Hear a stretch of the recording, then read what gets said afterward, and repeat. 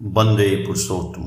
आलोचना प्रसंग भाग 2 से 26 दिसंबर सन 1941 की श्री ठाकुर जी से वार्तालाप। शीत का प्रातः काल। श्री ठाकुर पावना आश्रम में बांध के किनारे टीन वाली तासू में सोकर उठे हैं और बिछावन पर विराजमान हैं। चेहरे पर प्रसन्नता है, स्निग्ध दृष्टि है। सूर्य की रोशनी अब तक दिख नहीं रही है, अंधियाली छाई है, पर पक्षियों की चहचहाहट उषा की निस्तब्धता को भंग करके जागरण गान सुना रही है। दूर से ठंडी हवा आ रही है। ऋत्विक अधिवेशन का समय आ चुका है। बाहर से कार्यकर्ता गण आ रहे हैं। कुछ लोग श्री ठाकुर की चौकी को घेर कर बैठे हैं। बातें आरंभ हुई। प्रफुल्लदा बोले, पारिपार्श्विक का प्रतिकूल प्रभाव नियति की भांति हमें रास्ते से अपनी ओर खींच लेता है। उनके साथ चलने में तो स्वयं ही विध्वस्त हो पड़ते हैं। इसके लिए क्या उपाय है? श्री ठाकुर पुलकित हृदय से कहने लगे, मैंने शाक्य सिंह सेन के पिता चंद्रशेखर सेन से एक कहानी सुनी है। ग्रीनलैंड में अक्सर भीषण आंधी तूफान आ जाता था। उस समय यदि कोई बाहर रहता था तो उसका जीना मुश्किल था, पर यदि कोई बचना चाहता था तो उसके लिए एक ही उपाय था। कमर में रस्सी बांधकर उसकी एक छोर को घर के किसी कोने में बांध देता था। इसके बाद उसी के सहारे वह स्वयं भी घर लौट आता था और साथ साथ दूसरों को भी आंधी तूफान से बचा लेता था। यदि हम लोग भी उसी तरह अपनी पूरी लगन तथा झोंक सहित इष्ट में बंधे रहें तो हम लोग स्वयं बचेंगे ही एवं उसके साथ साथ प्रवृत्त मुखी मृत्यु पथ के पथिक को भी इस ओर खींच कर ले आ सकते हैं। एक व्यक्ति ने एकाएक प्रश्न किया, संसार में जो कुछ होता है उसके मूल में तो भगवान ही है। मनुष्य का हाथ कहाँ है? यदि वे चाहें तो अच्छे मनुष्य पैदा कर सकते हैं। श्री ठाकुर जी बोले, भगवान के हाथ में सब कुछ है कहने का अर्थ ही होता है सब कुछ मनुष्य के हाथ में है। पुत्र पिता की ही सृष्टि है, फिर भी पुत्र स्वाधीन रहता है। वह अपनी स्वाधीन इच्छा से पिता को अनुसरण करते हुए चल सकता है, पिता के विरुद्ध भी चल सकता है। सर्वत्र वही बात है। जानते हैं तो जगन्नाथ जी को हाथ नहीं है। वे स्वयं किसी को पकड़ नहीं सकते हैं, हमें ही उन्हें पकड़ना पड़ता है। यदि किसी व्यक्ति की टेंडेंसी ऑफ अटैचमेंट उनमें लिगार्ड नहीं हो, अपने अनुराग की लगन से उस महापुरुष में युक्त नहीं होता है, तो कोई भगवान किसी के लिए कुछ नहीं कर सकते हैं। सतीश दा बोले, यदि करने से ही हो सकता है तो अच्छे कामों को क्यों नहीं करते हैं? उसमें ही तो सुविधा है। श्री ठाकुर जी बोले, करेंगे तो दुख कौन भोगेगा? हम लोग जो दुख विलासी के दल हैं न, जानबूझकर दुष्ट आचरण से चलेंगे, जीवन की विधि का अनुसरण नहीं करेंगे और भगवान ठाकुर इत्यादि के विरुद्ध अभियोग लगाकर रोते रहेंगे। यह सब कपट ढोंगी के सिवाय कुछ नहीं है। जो सच्चा भक्त है उसमें नीच, स्वार्थ युक्त, लोलुप, हीनत्व बोध नहीं रहता है, क्योंकि प्रेम का लक्षण यह नहीं है। मांगने और पांगने की बला उसकी नहीं रहती है। वह सारी शक्तियों के जरिए प्रेष्ठ पूरण के धंधे में पागल बना रहता है। इसमें उसकी सारी अपारगता दूर हो जाती है और हर कर्म में आत्मविश्वास अटूट रहता है। इसलिए चैतन्य चरितामृत में है, हमारे ईश्वर भावे आप नारे हीन, तार प्रेमे कभू आमी न होए अधीन। अर्थात जो मुझे ईश्वर समझता है और अपने को हीन, मैं उसके प्रेम के वश में कभी नहीं जाता।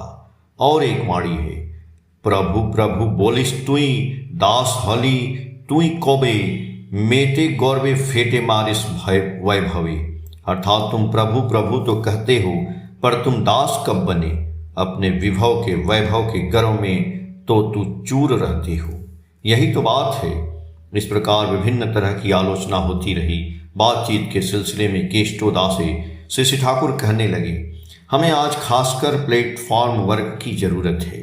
मेरी बातों का घर घर में जाकर विभिन्न तरीके से परिवेषण करें। मनुष्यों को इंटीग्रेटेड और कॉन्सोलिडेटेड, युक्त और संहत कर दें, तभी देखेंगे सभी स्प्राउट प्रस्फुटित कर ऊपर उठेंगे। कॉमन आइडियल, एक आदर्श के प्रति इंटरेस्टेड, स्वार्थान्वित किए बिना जो आंदोलन होता है वह बालू के ढेले की तरह होगा। उसका स्थायित्व कहाँ है? सीमेंटिंग फोर्स, सम्मिलनी शक्ति कहाँ है? देश में चाहे जितने भी ग्रुप दल क्यों न हो, जितने पंथी ही क्यों न रहें, सभी को फॉर द आइडियल आदर्श के लिए होना चाहिए। एक दूसरे को कंसोलिडेटेड संगत कर उठाना होगा, जिससे यह समझा जा सके कि मैं का अर्थ हम अनेक हैं। उसमें ही शक्ति का परिचय मिलता है और प्रतीत होता है कि हम वीर हैं।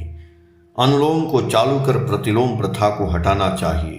साथ ही साथ अभ्यास, व्यवहार, झोंक को नियंत्रित कर कामयाबी, शिक्षा और एग्रीकल्चरल और इंडस्ट्रियल एक्टिविटी लॉन्च, कृषि और शिल्प का प्रवर्तन कर प्रॉफिटेबल बिकमिंग की दिशा में जाना चाहिए। दैनंदिन जीवन में जिन चीज़ों की आवश्यकता है उन्हें वास्तविक रूप से तैयार करने की चेष्टा करनी चाहिए।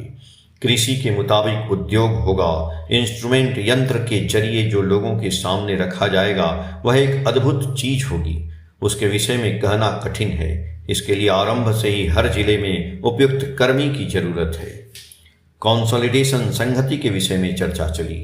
शशि ठाकुर ने कहा, यदि कुछ लोग सही रूप में कंसोलिडेटेड संहत हो जाएं तो और कुछ सोचना नहीं है। जितने भी लोग आएंगे उनके साथ छोड़ देने पर सब कुछ ठीक किया जा सकता है।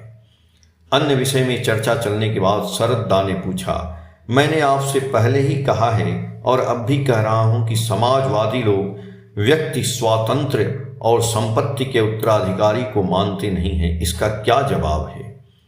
शशि ठाकुर जी बोले, मेरी स्वतंत्रता और सहजात संस्कार लेकर ही तो मेरा मैपन है। उसके बदौलत ही तो दुनिया में चलता हूँ।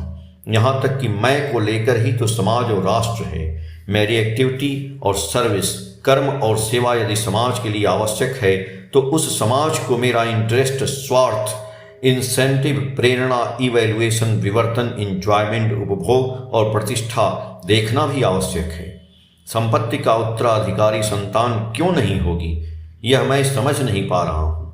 पिता के आंख मुख की आकृति, नाना दोष गुण, यहाँ तक कि सिफिलिस तक संतान विधिवश ग्रहण करती है तो पिता की अर्जित धन संपदा वह क्यों नहीं पा सकती है? यह कैसी बात है? संतान आत्मज होती है, उसका अर्थ है कि वह पिता का ही क्रमागति है। नाना तरह से वह अपने को अभिव्यक्त करती हुई आ रही है, इसलिए उसे संतान कहा जाता है। संतान का अर्थ ही है विस्तृत होकर चलना। यदि मस्तिष्क और खून के दस्तावेज को उलट दे सकते हो तो कानून कार्य के दस्तावेज को भी उलटने की चेष्टा करो। इस प्रथा को हटा देने से मनुष्य काम में उतनी शक्ति नहीं पाएगा। उसका स्वभाव है कि वह मिटना नहीं चाहता, लुप्त होना नहीं चाहता। जिन्हें वह प्यार करता है उनमें वह अपने को जीवित देखना चाहता है। अपने अर्जित धन को अपने वंश परंपरा में अनंत काल तक भोग करना चाहता है। इस सहज अधिकार से वंचित होने पर उसमें वह दृढ़ता नहीं रहेगी।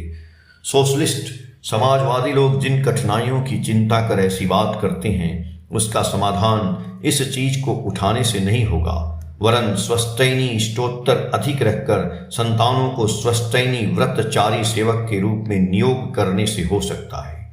वर्ण विधान और विवाह की गड़बड़ी ही इसकी जड़ में है। इसलिए आज कितनी दैन्य पीड़ितवाद उठ खड़े हो रहे हैं। वैशिष्ट अनुसार आदर्शानुसरण, परिपार्श्विक की सेवा, जीविकार्जन, धर्म, अर्थ, काम, मोक्ष सब कुछ हमारे आर्य विधान में एक सूत्र में ग्रथित थे। हीनता बोध की बला नहीं थी, व्यर्थ की प्रतियोगिता या एक दूसरे के मुख से भात छीनने का भय या असंयत लालसा नहीं थी। मनुष्य से बढ़कर रुपए की प्रधानता नहीं थी। बेकारी समस्या की विकटता नहीं हुई थी। सुष्ट वर्ण विधान के फलस्वरूप समाज स्वस्थ था। आज हम उस अवस्था की कल्पना भी नहीं कर सकते हैं। आज देश में 50,000 वकीलों की क्या जरूरत है?